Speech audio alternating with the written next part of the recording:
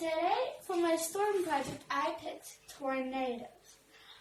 Tornadoes are a fast-moving column of air that stretches from a thunderstorm cloud to the ground, and it is caused by colder and warmer.